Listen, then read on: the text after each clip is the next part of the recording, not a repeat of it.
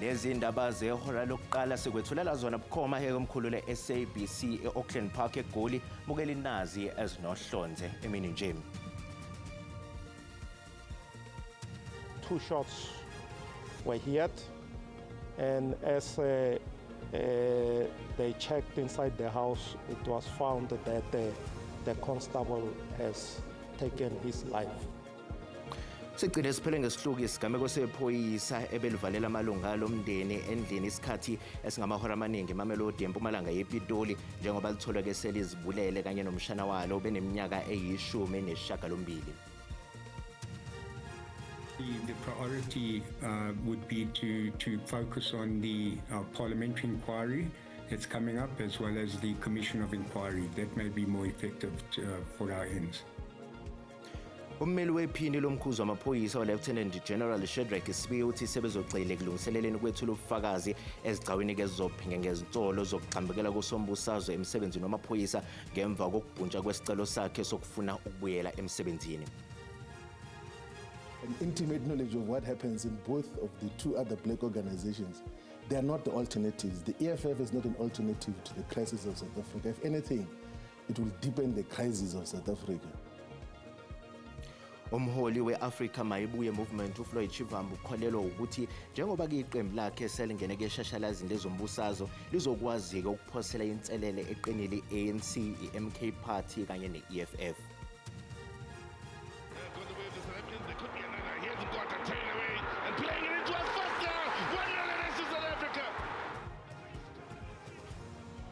Ibafana imambene ngegoli nezimbangi zayo ezinkulu iNigeria emidlalweni wokuhlungela indebe yomhlaba yangunyaka ozayo kanti iyaqhubeka nokuqhakela phezulu ngamaphuzu eqoqweni layo.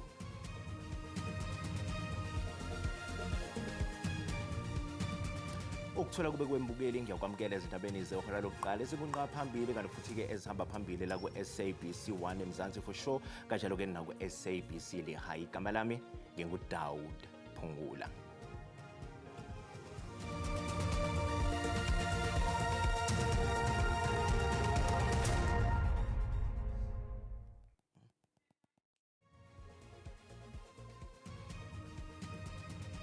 Sigcine siphele ngesihluku isigameko sephoyisa ebelivalela kamalunga lomndeni endlini isikhathi esingamahora amaningi eMamelodi eMpumalanga yePitoli njengoba litholwe selizibulele kanye nomshana walo obeneminyaka eyi-18. Bese kuphela amahora acisha yi-16 amaphoyisa ezama ukuxoxisana naleli iphoyisa belineminyaka engama-32 ubudala ebelithumbe umama walo kanye nomshana walo eMamelodi ePitoli. It took almost 16 hours of negotiations, trying to negotiate with the constable. At around 23 hours 53, the tactical team comprising of a special task force went inside. Of course, in the process, the negotiators were still negotiating to see if the constable will come out, while the team was tactically proceeding inside the house. Njengoba bekukhona ithimba lawo amaphoyisa belizama ukusondela endlini ebekukhona lona leli iphoyisa nabathunjiwe kubese kuqhuma isibhamu kabili. Leli ithimba libese lithola ukuthi seliyibulele leli iphoyisa kanti nomshana walo ubengasekho emhlabeni. In the process, while the team was approaching, just before they entered into the house, 2 shots were hit, and as they checked inside the house, it was found that the constable has taken his life. He committed suicide. Okungazange kucace kahle hle ukuthi ngabe ushoneni nomshana walo leli iphoyisa eligcine libulele nalo. Umama wephoyisa elibulele yena uhanjiswe esibhedlela ukuba eyolulekwa ngokwengqondo. Bukela uma sibheka kweziphathelene-ke nezinkantolo sizoxhumana-ke nezidatheli zeziko lezindaba ze-SABC ufundiswa Mhlekude ozosibikela bukhoma-ke elisikisiki kanye-ke nomlondi Radebe onkanise-ke enkantolo yamanje eMzimkhulu lapha esifundazweni eKwaZulu Natal. Kodwa-ke kwamanje ake siqale-ke ngofundiswa njengoba liqhubeka-ke enkantolo yamanje yaselisikisiki icala lokuqothwa kwabantu abayi-18 engobozane elisikisiki i-Eastern Cape. Fundiswa asikubingelele sikwamukele ezindabeni-ke zehora lokuqala emini. Sicela nje usichazele ngokuqhubeka enkantolo osukwini lanamhlanje.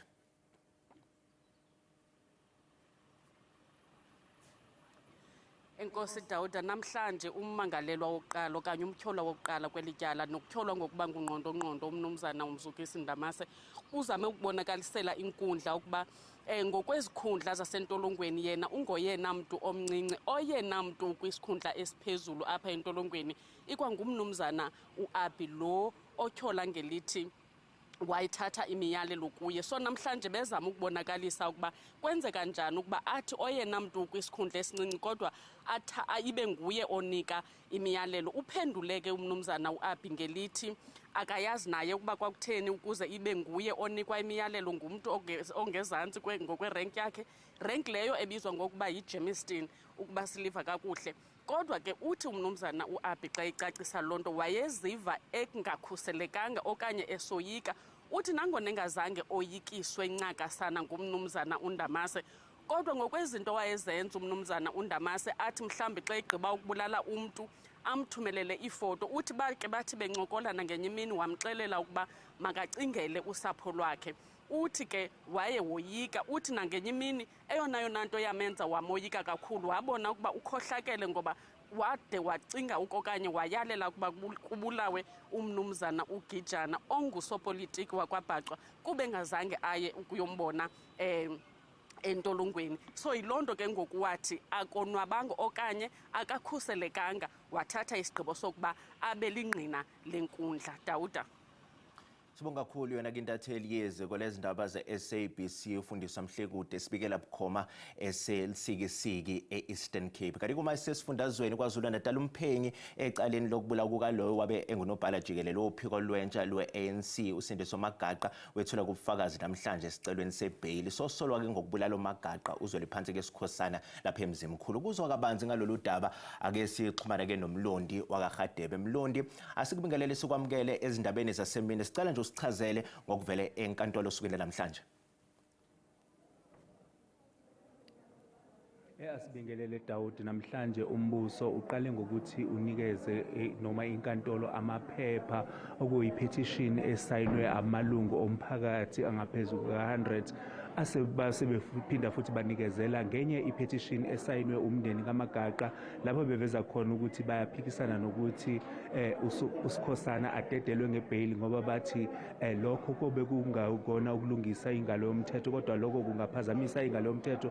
Bathi lokho kungasiza ukuthi abe ngaphakathi ejele kuze kuqedwe ukuqula kwecala nabathi bafuna ukubona ukuphela kwaleli cala ukuthi leli cala lizophelela. Kanti ke uma sekuqhutshekwa umphenyi waleli cala naye uvelile estandini eveza ukuthi ke bona bengabaphenyi ikakhulukazi njengoba sazi ukuthi political task team ephethe lolu daba bathi bona nabo bangafisa ukuthi angatholi ibail njengoba bazi ukuthi ke leli cala linabantu abanye sebeke bavuma leli cala kanti abanye basenkantolo enkulu eMgungundlovu lapho khona bequla khona leli cala. Kodwa ke ummeli kaMmangalelwa uzamile ukuthi ke akhulumeni amayikhuluma noma ku cross examination aveze ukuthi laba babili ekukhulunywa ngabo bangaphandle ngebail. Kuhluke ngani ukuthi uSikhosana naye adedelwe ngebail kodwa ke umphenyi wecala uvezile ukuthi ke okukaSikhosana kuhlukile kunalaba ngoba yena uyena ngqondongqondo wayengemuva kwakho konke lokhu. Uma ngabe uSikhosana kanye nomhlobo wakhe ekungumluleki Indobe abathi naye waye ingxenye yayo le ndaba yokuthi kubulawe uSindiso Magaqa ngenxa yokuthi ke uveza umphenyi ukuthi ngenxa yokuthi ke kwakade kukhona information ayenayo uMagaqa ngenkohlakalo eyayiqhubeka lapha kumasipala waseMzimkhulu besho khona ukuthi ke lokho babezama ukuthi bamvale umlomo kodwa uMagaqa ngaphambi kokuthi ashone lamaphepha noma ubufakazi ayenabo ngenkohlakalo eyayiqhubeka kumasipala waseMzimkhulu wakwazi ukuthi ayinikezele omunye wabahlobo bakhe nokuyimanje lobo bufakazi baqhutsheka basahanjiswa laphana kum-public protector nokuyena naye owaphenya ngalolu daba nokwase kwazeka-ke ukuthi-ke kungani aze abulawe uSindiso Magaqa Daud. Sibonga kakhulu yona kintatheli yezwe kulezi ndaba ze-SABC umlondi Radebe Sibela Bukhoma esemzimkhulu esifundazweni KwaZulu Natal. Ummeli wephini lomkhuzi wamaphoyisa kuzwelonke elimisiwe emsebenzini Lieutenant General Shadrack Sibiya uthi-ke manje-ke sebevivela ukugxila ekhomishaneni kaMadlanga kanye nekomidi lasephalamende lesikhashana eliphenya ngezinsolo ezenziwa ku-Lieutenant General Nhlanhla Mkhwanazi. Lokhu kuza ngemva kokuthi inkantolo ephakeme esePitoli isichithile-ke nezindleko zaso isicelo sikaSibiya sokuthi-ke ukumisa kwakhe kuminyezelwe-ke njengokungekho emthethweni. Ummeli wakhe ubekhuluma-ke nohlelo lwe-SABC Face the Nation. Ngemuva kokukhala ngaphansi enkantolo ephakeme esePitoli, ummeli kaSibiya udalule ukuthi sebegxile ekutheni uSibiya vele esigcaweni sejaji uMbuyiseli Madlanga kanye nasekomidini lasephalamende lesikhashana eliphenya ngezinsolo ezenziwa uMkhwanazi. An appeal may very well be moot, so we may appeal, but the appeal may come out in 6 to 9 months' time when the commission has already done its work.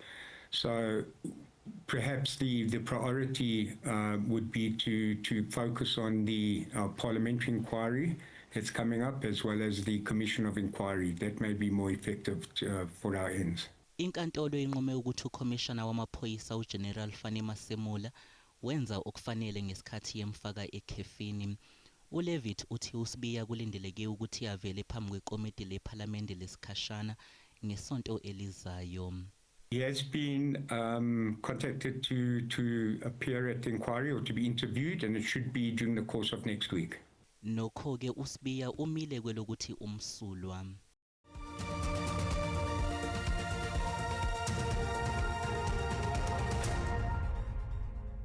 Bukela sikubingelele sikwamukela uma ngabe usanda ngena odabeni oluphambili besibiko ukuthi sigcine siphele ngesihluku isigameko sephoyisa ebelivalela kamalunga lomndeni endlini isikhathi esingamahora amaningi eMamelodi empumalanga yePitoli njengoba ke litholwe selezibulele kanye nomshana walo beneminyaka eyi-18.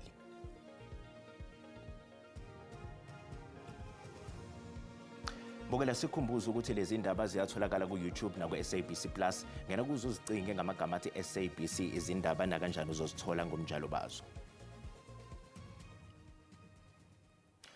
Amaphoyisa aphenye izigameko zokudutshulwa kwabantu abayisithupha abashoneke ezigamekweni ezahlukene eGraaifontein eKapa. Okhulumela-ke inhlangano ebhekela ukuphepha komphakathi uthi le ndawo isiphenduke izinda sezigelekeqe njengoba ziqhubeka izigameko ezifuze lezi.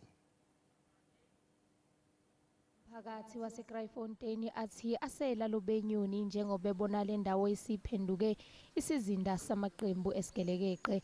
Okhulumela inhlangano ebhekele ukuphepha komphakathi uthi okukhathaza kakhulu ukuthi ziyanda izigameko ezifuzile lezi. This is a second incident that I attended and have to speak on this incident. It becomes something that becomes more difficult.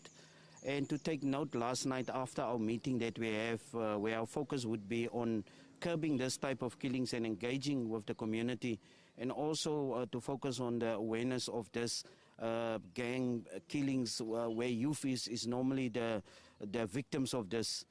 Wengeze ngokuthi ukungahlinzekwa ngezinsiza zokuthi bakwazi ukwelekelela amaphoyisa yikho kugcina kuholela ekutheni kwande izigameko ezifana nalezi. If we would have had the resources like that was extracted from the area, from the leap, then this might not be the case where the Kraaifontein SAPS can be under so much pressure, because that other partners, they are not visible in the agreement. Okwamanje akekho saboshiwe malungana nalezi zigameko kodwa amaphoyisa ayaphenya. Umholi we-Africa Mayibuye Movement uFloyd Shivambu uyexwayiseka amalunga azophehla ukuqhekeka eqenjini ngokuthi ngeke abekezelelwe kunaloko azochithwa ezikhundleni ajutshelwe kuzo kwesikhashana. uShivambu ukhulumeke nangezinhlelo zeqembu zokulungiselela ukhetho lohulumeni basekhaya okulindele ukuthi lisingathwe ngonyaka ozayo. uShivambu uthi isihlava esibucayi isiqumba phansi amaqembu amaningi ezombusazwe uqhekeko oluphehlwa ngabathile abasuke besezinhlakeni eziphezulu zobuholi. Uthi njengamanje i-Africa Mayibuye Movement isembhidlangweni wokuzakha ngokuphelele. kungakho ezolwisana kakhulu nalabo abazofuna ukuphehla uqhekeko lwamalungu. So there will never be any factionalism in Africa, Mabuye. We'll nip it in the bud. Those who call separate meetings will be removed from leadership responsibilities. There will never be factionalism. It will be the only organization without the demons of factionalism, because we know what factionalism is. Ushibambu ukholelwa ukuthi njengoba imayibuye isingene eshashalazini lezombusazwe izokwazi ukuphosela inselele eqinile iANC, iMK Party kanye neEFF iphinde imelane nezombe ezinzima kwezombusazwe. Whether the two other existing black political formations are correct instrument to could replace the ANC, which is going to naturally die because it has lost its relevance, it has fulfilled its historical mission.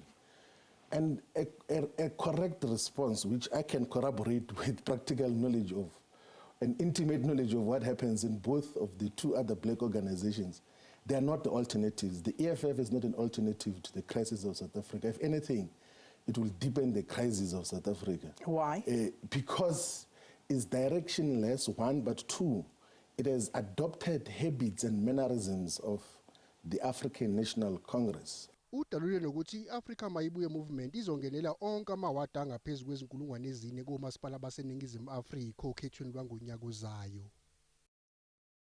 Ungqongqoshe wamaphoyisa uSolwazi uFeroz Khatshale uhlonze izinhlaka ezimbili zokusebenza kwamaphoyisa njengokufanele ziqiniso ukuze kunqotshwe impi yobugebengu obuhleliwe kanye nodlame lwamaqembu ezigelekeqe. uKhatshale ubehambeleke emfuleni eCape Flat emva kokubikwa kwezehlakalo eziningi ezahlukene ezihlobeneke nodlame lwamaqembu ezigelekeqe kanye nodlame lwamatekisi eWestern Cape.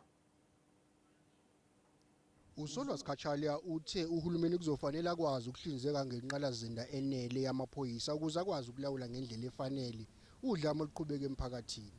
Isiteshi samaphoyisa salapha emfuleni ngesinye kweyithwele kanzima eWestern Cape ngezinga eliphezulu lamacala abikwa kuso kakhulukazi izehlakalo zodlame lwamaqembu ezigelekeqe.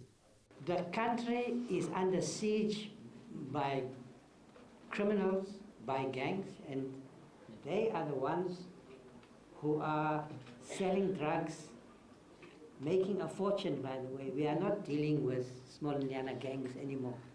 uKhatshale uthe kuphoqelela ukuthi amaphoyisa asebenze ngokuphindaphindiwe ukuze azame ukumelana nezigameko zobugebengu obuhleliwe kule ndawo. I want to see the drug lords and these organized criminals smashed.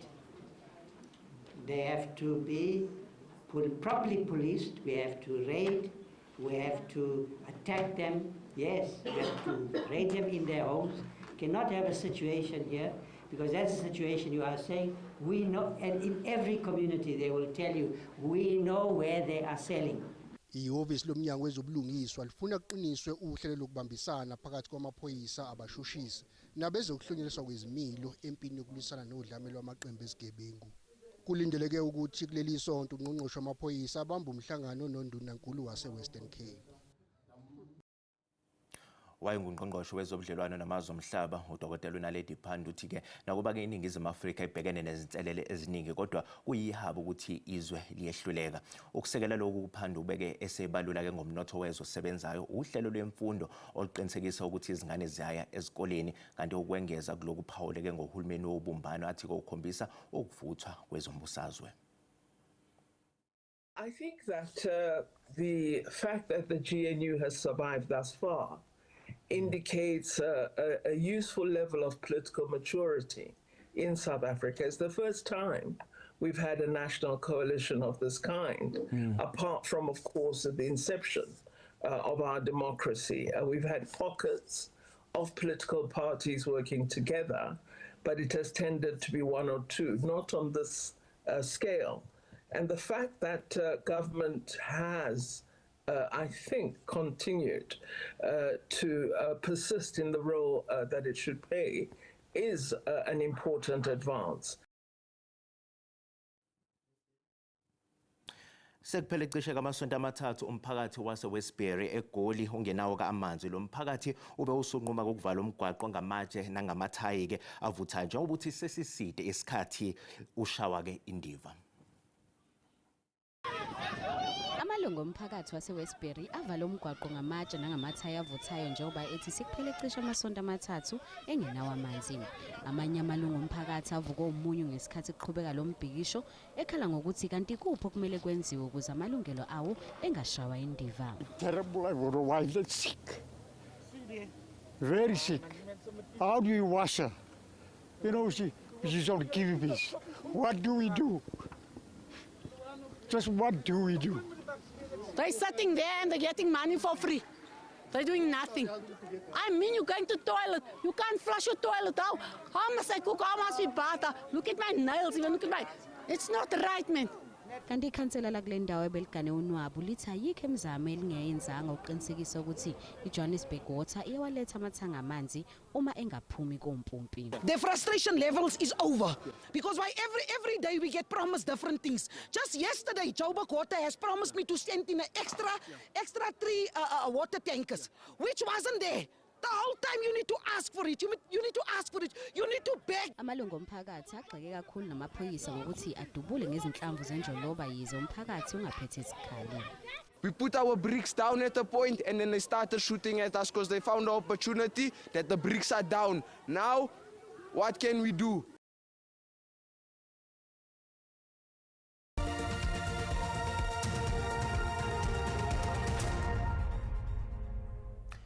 Kanti uma sibheka kwezemidlalo iBafana Bafana ke ibambene ngegoli nezibangizayo ezinkulu iNigeria emidlalweni kokuhlungela indebe yomhlaba yangonyaka ozayo kanti ke iyaqhubeka nokuqhakela phezulu ke ngamaphuzu eqoqelayo njengoba ke isalelwe imidlalo emibili.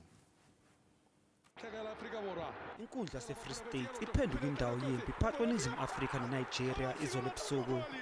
INingizimu Afrika ayithuswanga iSuper Eagles. uBruce uthi uyaziqhenya ngendlela abadlali bakhe abadlale ngayo.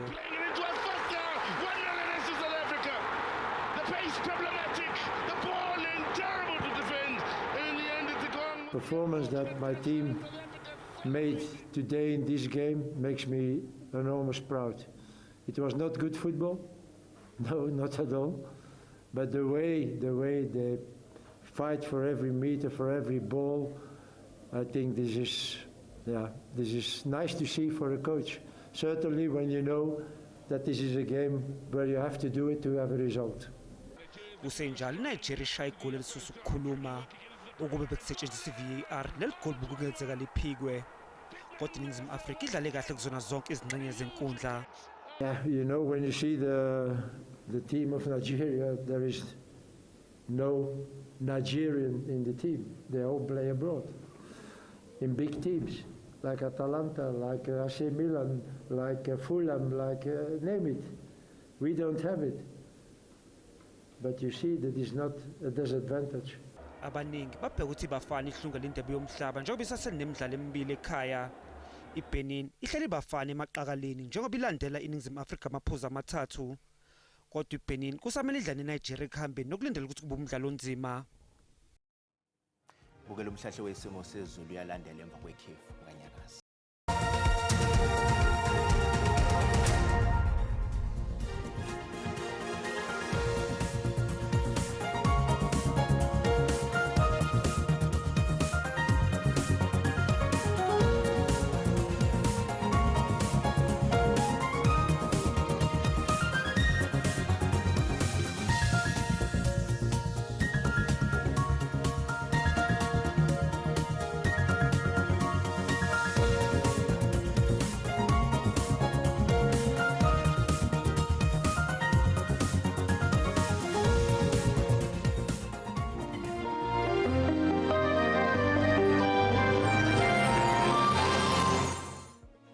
Bukele usale kahle.